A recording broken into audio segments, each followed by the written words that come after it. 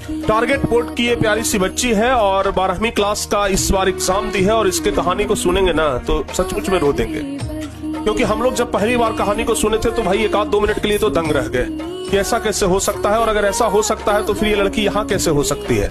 ठीक है ना, बहुत ही इसके साथ बुरा घटना घटा। क्योंकि जिस दिन ये इंटर का एग्जाम था, शायद 1 तारीख से एग्जाम शुरू था, 1 तारीख से ना, 1 फरवरी से एग्जाम शुरू था, और 31 जनवरी के दिन यानी कि एग्जाम से 1 दिन पहले, सुनिएगा जरा ध्यान से, एग्जाम से 1 दिन पहले इनके पिताजी इस दुनिया को छोड़ गए। एग्जाम से 1 दिन पहले इनके पिताजी नहीं रहे।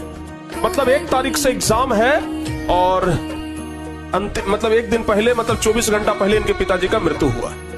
समझिए कि जिनके घर में पिताजी का मृत्यु हो गया हो और उस घर में उस बच्चे का अगला दिन से एग्जाम है, सोचिए उसके ऊपर क्या बीतता होगा।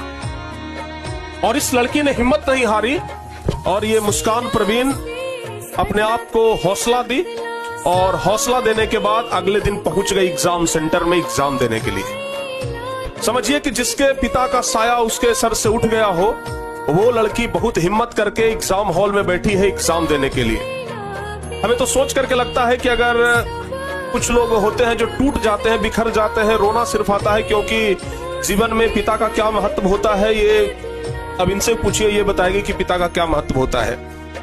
और अगर पिता का साया सर से उठता है ना तो जीवन में सबसे बड़ा दुखों का पहाड़ टूटता है। और इनके जीवन में सबसे ज्यादा दुखों का पहाड़ टूटा था, और उस पहाड़ टूटने के बावजूद भी ये बच्ची एग्जाम दी। और गर्व की बात तो ये है कि एग्जाम दी ही नहीं, टॉपर्स की लिस्ट में भी आ गई।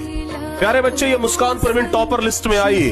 और जब हम इनसे मिले, जब ये पूरी बात बताई, जब इनके भाई आए थे, जब इनके भाई पूरी बात बताए, तो अंदर से दिल लगा कि सुन्न हो गया। सबसे बड़ा तंग तो हम इस बात को थे कि उतनी बड़ी घटना के बाद भी ये लड़की टॉपर बन गई और यहां तक पहुंच गई।